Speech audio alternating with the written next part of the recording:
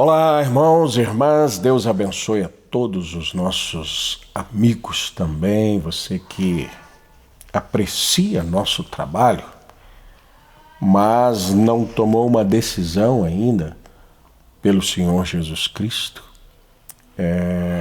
Começo esse vídeo aqui te chamando, fazendo esse convite para aceitar a Jesus Cristo como seu Salvador, ser batizado no nome do Senhor Jesus Cristo, porque esse é o único batismo bíblico correto.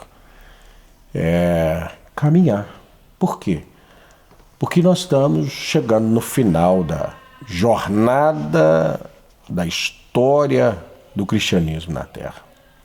Falo isso por causa dos eventos que têm acontecido nos últimos dias, nos últimos tempos, os governos que têm tomado poder, os acontecimentos, as guerras, os rumores de guerra, tudo isso está nos levando ao cumprimento bíblico para esses nossos dias. Então, há também um escape, que é a Bíblia, que é a promessa de Deus tirar um povo daqui. Aí você diria assim, mas eu já ouvi falar, já até ouvi o senhor falar sobre eleição. Se eu for eleito, eu vou. Se eu não for eleito, eu não vou. Se Deus prometeu, isso vai acontecer. Eu quero, baseado em 3 parágrafos, na mensagem O Cristo Identificado de Todas as Eras, eu li isso aqui, isso me deixou com desejo de compartilhar com vocês. Para isso eu quero conectar outras 3 escrituras com esses parágrafos. A primeira escritura que eu quero ler está em São Lucas, capítulo 24, o verso 49. A gente tem que perder essa visão assim.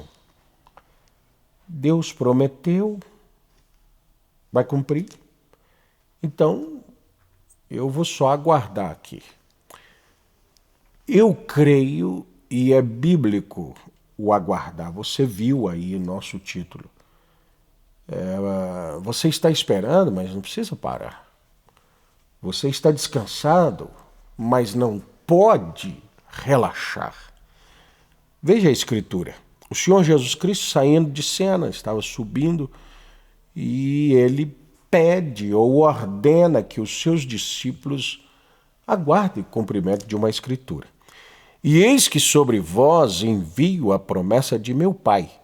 Ficai. Essa palavra ficar parece te mandar estacionar, parar, não é? Ficai, porém, na cidade de Jerusalém, até que do alto sejais revestido do poder. Eles ficam. Aqui sim eu creio que geograficamente era onde Deus os queria, porque ali se cumpriria essa escritura. Mas em Atos dos Apóstolos, capítulo 1, verso 6 em diante, e nós vamos chegar ao verso 14, diz assim: Aqueles, pois, que se haviam reunido, perguntaram-lhe, dizendo, Senhor, restaurarás tu neste tempo o reino a Israel? Fica em Jerusalém. Tá, mas quando é que vai ser? Todas as promessas que o Senhor fez vão cumprir quando? Pensa no entusiasmo e também na expectativa de que todas as promessas do Senhor Jesus Cristo, inclusive o seu retorno, se cumprisse ali com eles. Disse-lhes, não vos pertence saber os tempos ou as estações. Vocês vão ficar, vão aguardar. Vai ser quando? Não lhes pertence saber os tempos ou as estações que o Pai estabeleceu pelo seu próprio poder, mas recebereis a virtude do Espírito Santo que há de vir sobre vós. E, então, essa conjunção, vocês vão receber a virtude do Espírito Santo. A partir daí, ou só então vocês vão sair de Jerusalém. Ser-me-eis testemunha tanto em Jerusalém, que era o lugar que ele mandou ficar, como em toda a Judéia, em Samaria e até os confins da terra. Então, pelo que ele fala aqui, você percebe que seria uma obra de muito tempo. Mas também não era importante saber o tempo, era importante estar revestido da capacitação para fazer o trabalho. Quando dizia isto, vendo-o eles, foi elevado às alturas e uma nuvem o recebeu, ocultando-o a seus olhos. Estando com os olhos fitos no céu, enquanto ele subia, eis que junto deles se puseram 2 varões vestidos de brancos, os quais lhes disseram: varões galileus, por que estáis olhando para o céu? Este Jesus, que dentre vós foi recebido em cima no céu, há de vir, assim como para o céu o vistes ir. Então voltaram para Jerusalém. Vamos lá cumprir o que Jesus disse, né? Vamos ficar lá em Jerusalém. Do monte chamado das Oliveiras, o qual está perto de Jerusalém, à distância do caminho de um sábado. Então eles tiveram que andar um dia ali. E entrando, subiram ao cenáculo, onde habitavam Pedro, Tiago, João e André, Filipe, Tomé, Bartolomeu e Mateus, Tiago, filho de Alfeu, Simão o Zelote e Judas, filho de Tiago. Todos estes perseveravam unanimemente em oração e súplica com as mulheres e Maria, mãe de Jesus, e com seus irmãos. Então percebe-se que Jesus manda que eles fiquem em Jerusalém, e eles ficam de verdade, mas eles não estão parados. Eu estava me referindo um dia desses ao Senhor Jesus Cristo, dizendo assim aos seus discípulos, à sua congregação: rogai ao Senhor da seara para que ele vos envie ceifeiros.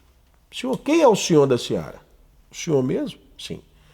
Por que nós precisamos pedir o Senhor para mandar alguém fazer um trabalho que o Senhor quer que faça? Não precisa pedir, peça, ore, suplique. Aqui Jesus faz uma promessa e depois você encontra os discípulos orando para Jesus cumprir aquela promessa. Por que eles estavam orando? Fiquem em Jerusalém, vocês serão revestidos com o poder que descerá do alto. Oh, Pai, manda o poder, Deus, derrama o teu poder. Mas ele não fez a promessa. Para que eu tenho que orar? Preciso orar? Sim, mas ele já fez a promessa. Veja bem, Deus nos manda descansar. A fé é baseada em descanso, mas isso não é um relaxamento. Nos manda ficar, mas não manda parar. Esse movimento constante de busca pelo que foi prometido. Eu me lembro, eu fui uma criança assim, meu pai dizia assim, olha, sábado nós vamos à casa da sua tia, nós vamos à casa da sua avó. Eu não tinha noção do que eram os dias da semana, então no outro dia eu falava, pai, é hoje? É hoje que a gente vai? Não, é sábado. Mas sábado? Quando que é sábado, né? Uma criança só vai fazer essa distinção depois que ela vai para a escola, porque todos os dias são iguais, e depois que vai para a escola aí sabe que tem essa folga, tem os horários. Mas eu estava sempre pedindo. Se meu pai dissesse que ia comprar uma coisa para mim, eu falava, pai, é hoje. Pai, o senhor trouxe, pai. Puxa, que menino pidão, que menino sem paciência. Não, meu pai me prometeu, eu quero. É o que Deus quer ver em nós, seus filhos. Vou chamar-nos de seus meninos. Senhor, eu quero o Espírito Santo. Senhor, o Senhor prometeu derramar. Eu prometi, mas vocês têm que ficar. Eu já estou em Jerusalém. Então fica quieto aí, não fala nada. Não, Senhor, eles eram unânimes e perseverantes nas orações. Dá-nos do Espírito Santo, Senhor, derrama sobre nós o teu poder, derrama sobre nós o teu poder. Primeiro percebe-se, demonstra-se que estão querendo fazer o trabalho, depois que vocês receberem. Depois entende-se que eles amaram a promessa de receber esse Deus neles, né? Mas eles não pararam. Agora, medita comigo que coisa incrível esses parágrafos aqui. Do parágrafo 6, mensagem: o Cristo identificado de todas as eras. Ele diz assim: estou esperando por ele hoje. Se ele não estiver aqui hoje, estarei esperando por ele amanhã. Se eu estiver aqui. Eu tenho esperado por ele assim desde que ouvi sobre seu retorno. E isto foi há 33 anos atrás, quando lhe entreguei o meu coração. Tenho estado atrás do púlpito por 33 anos, tentando proclamar as insondáveis riquezas de sua glória, e espero que Deus se faça tão conhecido entre nós que cada incrédulo seja salvo e todos os enfermos sejam curados e os santos do Senhor, seus filhos crentes, sejam levantados no Espírito Santo. Percebe? Tem 33 anos que eu estou esperando Jesus. Ele te fez uma promessa? Fez. Entregou o coração? Entregou. Então fica quieto. Não, eu quero que alguém mais venha. Eu quero que alguém mais tenha a mesma experiência que eu tive. Eu quero que as pessoas sejam curadas. Eu quero que as pessoas sejam cheias do Espírito Santo. Mas eu estou esperando. Isso não significa que eu estou parado. Isso não significa que eu estou acomodado. Não significa que eu esteja conformado com as coisas. Ele disse que faria, eu quero e estou orando. Mas enquanto isso, eu estou fazendo com que outros venham também. Um reavivamento não significa conseguir novos membros. É reavivar o que já temos. É um reavivamento. Eu fiquei há algum tempo observando as ondas no Lago Michigan, vendo parado ali depois de um grande reavivamento em Chicago. Eu vi as ondas como vinham em uma grande maré, simplesmente indo e vindo. Pensei, sabe que isso me lembra a canção Inundações de gozo em minha alma, como as ondas do mar rolam. E essas ondas começam em algum lugar, no lago ou lá no oceano.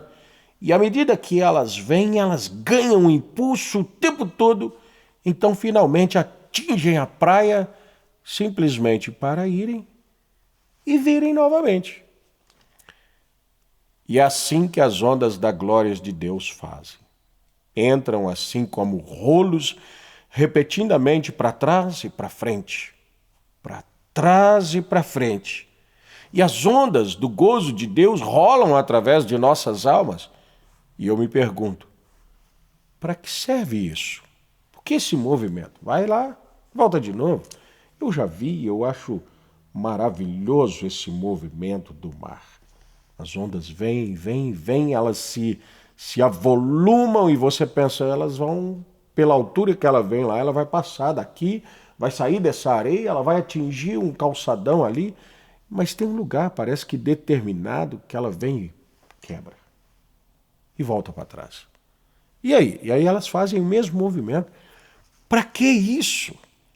As ondas da glória de Deus devem fazer e fazem isso nas nossas vidas. Dizem, como as ondas do mar. Que utilidade isso tem?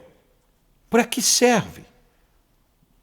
A natureza tem uma maneira de cuidar de si mesma, assim como as pessoas. Agora, quando você está em sua igreja, com seu pastor, quando você está tendo uma lição de escola dominical ou algo em sua igreja, talvez não haja nenhuma emoção acontecendo ou nada fora do comum. Mas ainda assim, há tanto de Deus em seu coração como quando você está pulando e gritando. E eu pensei, por que fazer isso então? Olha, se existe de tanto de Deus num culto tranquilo, sem ninguém fazendo nada, como num culto de grande adoração, de grande regozijo, eu vou ficar quieto. A resposta, pela mesma maneira que Deus faz um reavivamento na água do oceano, que ele faz um reavivamento num lago, essa mesma coisa deve acontecer na nossa vida. A água agitando para lá e para cá leva todo o lixo fora, joga o homem na margem. Então, observem algo.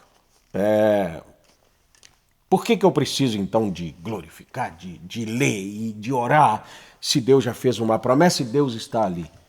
É porque isso joga o lixo fora. Eu moro próximo, ou pelo menos para chegar em casa eu preciso passar próximo da Lagoa da Pampulha ali, e aquela lagoa é um cartão postal da cidade, é um patrimônio tombado, cultural, alguma coisa assim, mas aquela água parada tem uma espuma verde, com um mau cheiro muito grande. Por quê? Porque está parado, estagnado, ninguém pode usar, ninguém pode desfrutar, ninguém pode nada.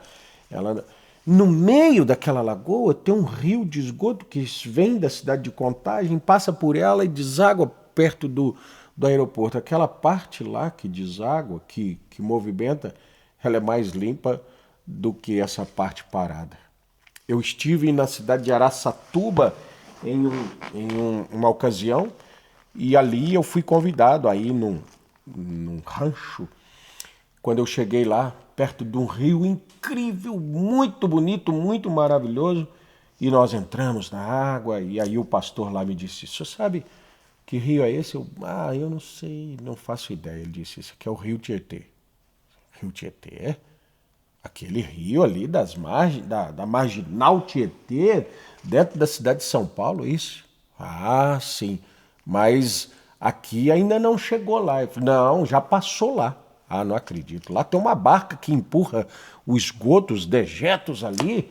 O que aconteceu? Ele disse: "O movimento das águas purifica a própria água. A queda mata até as bactérias. Aqui ele é um rio de água potável."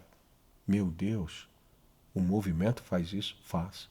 Por isso, o meu movimento na igreja, oração, cântico, adoração, falar da palavra com esse, falar da palavra com aquele, tira o lixo que acumula nas nossas vidas quando nós paramos. Qualquer coisa parada, ela vai estragar. Um carro parado estraga uma pessoa parada. Nós temos hoje uma população já com sobrepeso e daqui a uns dias com uma obesidade mórbida, e essa obesidade traz enfermidades. Por quê? Parado. Mas não é tão bom receber a comida no sofá, o café da cama, no café da manhã na cama, apertar o botão e o portão abrir, falar com a Alexia, né? E ela acender as luzes e ligar isso e marcar aquilo. Isso é muito bom. Essa comodidade está sendo um grande problema para a sociedade, isso naturalmente falando. E uma comodidade espiritual é um dos maiores problemas de uma igreja, de uma família, de uma pessoa. Então, irmão, irmã, o nosso convite aqui para você se levantar. Levante-se e ande. Vai nessa tua força. E a última escritura, para nós encerrarmos aqui, eu gosto de deixar o vídeo entre uns 15, 20 minutos. Às vezes a gente passa um pouquinho, mas eu sei que você aguarda, né? 1 Tessalonicenses, capítulo 5, verso 15 em diante. Vede que ninguém dê a outrem mal por mal, mas segui sempre o bem, tanto uns para com os outros como para com todos. Regozijai-vos sempre. Quando? Quando tiver bem, quando tiver mal, regozijai-vos sempre. Orai, quando? Sem cessar, nunca pare, nunca pare. Mas eu já falei com Deus, continue orando. Peça a Deus por algo. Descanse naquilo, mas continue falando com Deus, orando a Deus por isso, por aquilo, pela família, por alguém, por companheirismo, por falar com Deus. Orai sem cessar. Em tudo dai graças, porque essa é a vontade de Deus em Cristo Jesus para convosco. Não extingais o espírito, não desprezeis as profecias, examinais tudo, retende o bem, abstende-vos de toda a aparência do mal. Que Deus abençoe a todos em nome de Jesus Cristo. E eu te convido a ser mais exercitado espiritualmente. Fisicamente, te faz bem também. Mas esse exercício da vida cristã, ele expurga os nossos lixos, ele tira as impurezas das nossas vidas. Deus vos abençoe. Até o nosso próximo vídeo, se Deus quiser.